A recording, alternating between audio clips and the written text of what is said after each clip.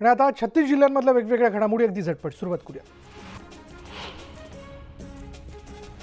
सावंतवाडी तालुक्यातील सांगिली इथल्या नवोदय विद्यालयात शिकणाऱ्या तब्बल 133 विद्यार्थ्यांना अन्नातून विषबाधा झाली। सुरुवातीला 44 जणांना विषबाधा झाल्याचं सांगितलं जात होतं, मात्र हा आकडा आता 133 पर्यंत जाऊन पोहोचला। जेवणातील खराब भाजी खाल्ल्यानं विषबाधा झाल्याचा अंदाज वर्तवण्यात येतोय। दरम्यान विषबाधा झालेल्या विद्यार्थ्यांचा आकडा वाढण्याची शक्यता आहे। अमरावती जिल्ह्यातील दर्यापूर तालुक्यातील थिलोरीसह 5 गावांना पाणीपुरवठा करणारी पाईपलाईन फुटल्यानं पाणीपुरवठा खंडित करण्यात आला। त्यामुळे ग्रामस्थांना पाणी टंचाईचा सामना करावा लागतोय। सध्या पाईपलाईन दुरुस्तीचं काम सुरू आहे, मात्र हे काम संथ गतीनं सुरू असल्याचा आरोप करत तात्काळ पाणीपुरवठा सुरळीत करण्याची मागणी ग्रामस्थ करत आहेत। चंद्रपूर जिल्ह्यातील प्रत्येक गट ग्रामपंचायतीत सध्या मनरेगाची कामं सुरू आहेत। तलाव खोदकाम, शेत बांध बंदिस्ती यासह विविध कामं सुरू असताना गेल्या 6 महिन्यांपासून 40,000 मजुरांची मजुरी थकली आहे। मजुरी खात्यात जमा न झाल्यानं मजुरांना आर्थिक संकटांना सामोरं जावं लागतं। नांदेड जिल्ह्यातल्या लोहा शहराला पाणीपुरवठा करणारा सुनेगाव तलावात अत्यल्प पाणीसाठा शिल्लक आहे। 15 ते 20 दिवस पुढील इतकाच पाणीसाठा शिल्लक असल्यानं आगामी काळात पाणी टंचाई निर्माण होण्याची शक्यता आहे। दौंड शहरातील सेंट्रल रेल्वेचा सगळ्यात मोठा प्रोजेक्ट असलेला न्यू इलेक्ट्रिक लोको शेड पाण्याअभावी सुरू होण्यापूर्वीच रखडला। या ठिकाणी दर महिन्याला 200 रेल्वे इंजिन रिपेअर होणार असून 3000 पेक्षा जास्त कामगार काम करतायत, मात्र पाण्याच्या मागणीकडे दुर्लक्ष केल्याचा आरोप होतोय।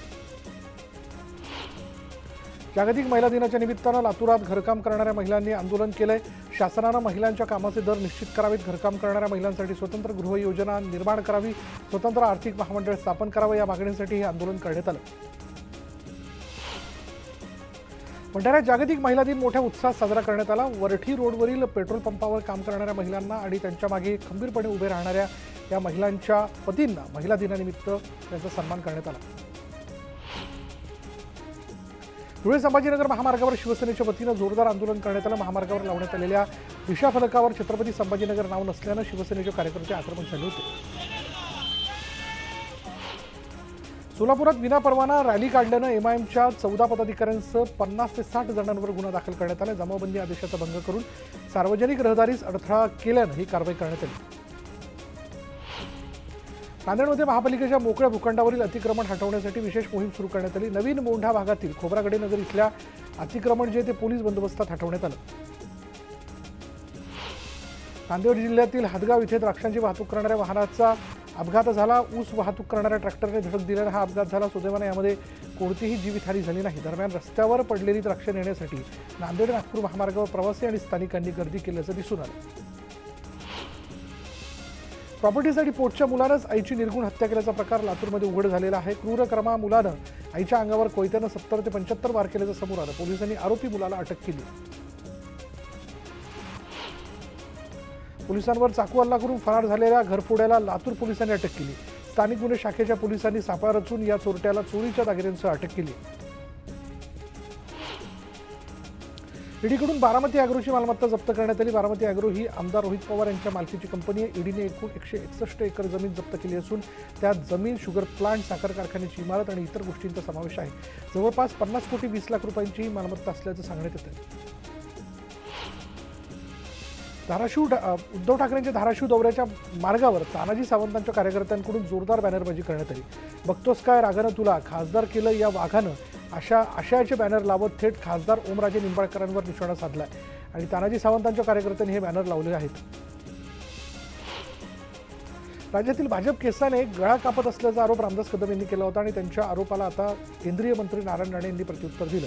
या संदर्भात त्यांनी सोशल मीडियावर पोस्ट केली, आम्ही केसाने गळा कापत नाही तर केसाने गळा कापणारे आता रानुमाळ फिरतायत आणि त्यामुळे फांदीवर बसलेल्यांनी आव्हानाची भाषा करू नये, नाहीतर फडफडीने फांदी तुटून रामदास कदम यांच्यावर रामराम करण्याची वेळ येईल, असं नारायण राणे म्हणाले। कोल्हापूर इथल्या सभेत मुख्यमंत्री एकनाथ शिंदेंनी उद्धव ठाकरेंना टोला लगावलाय। महापुरात मदतीचा हात देणारे कोल्हापूरकर कुठे आणि 26 जुलैच्या महापुरात वडिलांना सोडून 5 स्टार हॉटेलमध्ये राहणारे कुठं, अशी टीका मुख्यमंत्री शिंदेंनी उद्धव ठाकरेंवर केली। उद्धव ठाकरेंच्या विधानानंतर अडीच वर्षांचा फॉर्म्युला ठरला होता। पहिली 2.5 वर्ष भाजप आणि नंतरची शिवसेना असं असल्याचं शिरसाट यांनी म्हटलं, पण त्यांना युती करायचीच नव्हती असा आरोप संजय शिरसाट यांनी केला। महायुतीचा जागावाटपाचा तिढा सुटण्याची शक्यता आहे, कारण जागावाटपाबाबत दिल्लीत महायुतीची महत्त्वपूर्ण बैठक पार पडणार आहे। बैठकीत मुख्यमंत्री एकनाथ शिंदे, उपमुख्यमंत्री देवेंद्र फडणवीस, उपमुख्यमंत्री अजित पवार उपस्थित राहणार आहेत। दिल्लीत अमित शहा, JP नड्डांच्या नेतृत्वाखाली ही बैठक पार पडेल। सुप्रिया सुळे यांच्या विरोधात सुनेत्रा पवार निवडणूक लढवणार असल्याच्या चर्चांना उधाण आलेलं आहे। अशातच सुनेत्रा पवारांच्या समर्थनार्थ बारामतीत पुन्हा बॅनरबाजी करण्यात आली आहे। एकच नीती, गतिमान बारामती आणि प्रत्येकाला मान आणि प्रत्येकाची जाण या आशयाचे बॅनर बारामतीत लागलेले आहेत। त्यामुळे बारामतीत सुप्रिया सुळे आणि सुनेत्रा पवारांमध्ये निवडणूक रंगणार याच्या चर्चांना उधाण आलं आहे। जागावाटपाबाबत लवकरच अधिकृतरित्या तुम्हाला कळेल असं सूचक विधान उपमुख्यमंत्री देवेंद्र फडणवीस यांनी केलं। त्यामुळे राज्यातील जागावाटपासंदर्भात चर्चांना उधाण आलं आहे। महाराष्ट्रात 3 पक्षांचं सरकार आहे आणि त्यामुळे मित्रपक्षांशी बोलल्यानंतरच किती जागा कोणाच्या वाटेला येणार हे ठरेल। यासाठीच महाराष्ट्राची यादी मागे ठेवण्यात आलेली आहे। मात्र येणाऱ्या 1-2 दिवसांमध्ये यादी जाहीर होईल असं खासदार सुजय विखे पाटील यांनी स्पष्ट केलं। नितीन गडकरी महाविकास आघाडीत आले तर त्यांचं स्वागतच असेल असं वक्तव्य काँग्रेस प्रदेशाध्यक्ष नाना पटोले यांनी केलं। यावेळी त्यांनी महागाई आणि बेरोजगारीवरून केंद्र सरकारवर निशाणा साधला। मुख्यमंत्री एकनाथ शिंदे शनिवारी दापोली दौऱ्यावरती आहेत आणि यावेळी विविध विकास कामांचं त्यांच्या हस्ते भूमिपूजन होईल। मुख्यमंत्री झाल्यानंतर एकनाथ शिंदे यांचा हा पहिलाच दौरा असल्यानं शिवसैनिकांमध्ये उत्साहाचं वातावरण आहे। शंकर म्हटलं की तांडव आठवतं, असंच तांडव गद्दारांच्या छातीवर करायचं असं वक्तव्य संजय राऊत यांनी केलं। ईडी CBI माझ्या समोरही येणार नाहीत असं आव्हान त्यांनी दिलं। धमके जर कोणाला देत असाल तर मी ढाल म्हणून उभी राहीन असं वक्तव्य सुप्रिया सुळेंनी केले। देवेंद्र फडणवीस काही करत नाही म्हणून शरद पवारांना बोलावं लागल्याचं त्यांनी म्हटलं।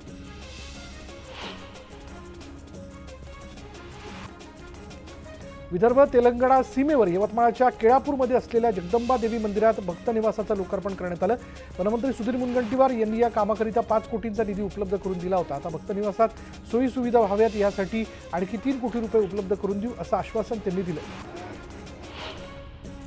अहमदनगरच्या राहुरीत एका कार्यक्रमात भाजपचे खासदार सुजय विखे आणि माजी आमदार शिवाजी कर्डिले यांनी डॉनच्या गाड्यावर ठेका धरला। अवधूत गुप्तेंनी गायलेल्या मेहू डॉन या गाड्यावर विखे आणि कर्डिले यांनी नाचण्याचा मनमुराद आनंद घेतला आणि यावेळी कार्यकर्त्यांनी दोघांनाही खांद्यावर उचलून घेत एकच जल्लोष केला। निष्ठा कशाला म्हणतात हे देशाला दाखवायचे। लोकसभा निवडणुकांची लढाई म्हणजे लांडगे विरुद्ध वाघ अशी आहे असं म्हणत उद्धव ठाकरेंनी शिंदे गटावर निशाणा साधला।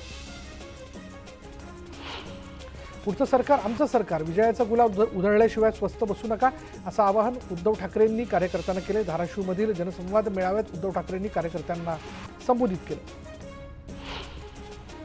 धाराशिवमध्ये उद्धव ठाकरेंच्या समोर मराठा समाजाने एक मराठा लाख मराठाच्या घोषणा दिल्या आणि यावेळी उद्धव ठाकरेंना मराठा समाजाच्या वतीनं निवेदन देण्यात आलं।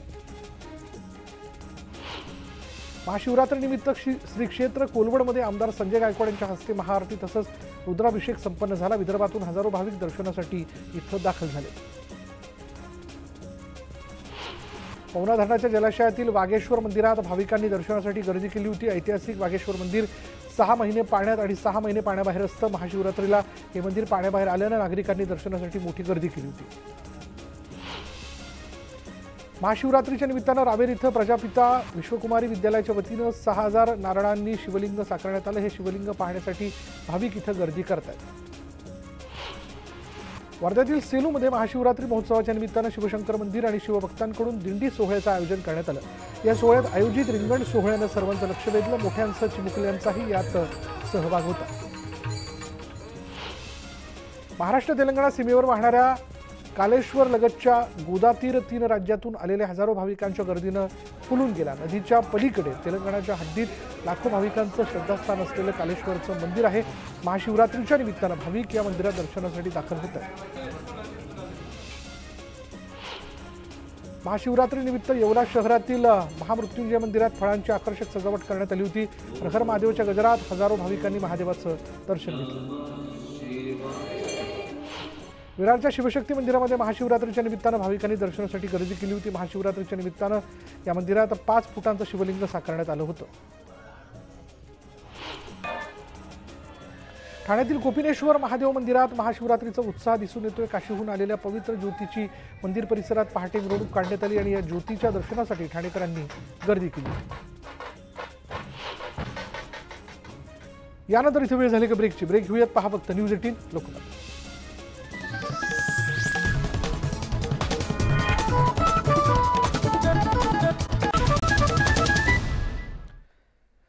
ब्रेकनंतर बघूयात. देश एका बाजूला डिजिटल इंडियाकडे वाटचाल करत असतानाच पालघर जिल्ह्यात मूलभूत सोयी सुविधा आणि दळणवळणाचा अभाव पाहायला मिळतोय. दळणवळणाच्या सुविधांचा अभाव असल्यानं पालघर जिल्ह्यातील भोवाडी कोसेसरी इथले नागरिक आणि विद्यार्थ्यांना लाकडी तराफ्याच्या आधारावर आपला जीव धोक्यात घालून नदीपात्र ओलांडावं लागतंय. मागील अनेक वर्षांपासून इथले नागरिक अशाच पद्धतीने जीवघेणा प्रवास करत असून सार्वजनिक बांधकाम विभागाच्या भोंगळ कारभाराचा फटका इथल्या नागरिकांना बसलेला पाहायला मिळतोय.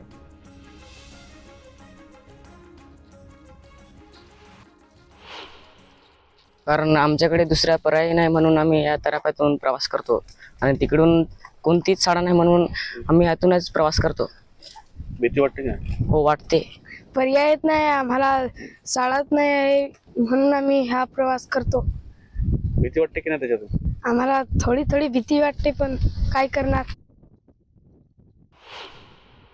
असतो मग हॉडी पण आहे बांध थोपे खाल्ले वारजे मा एखादा काही दवाखान्यात काही जाया तर फार अडचण आहे.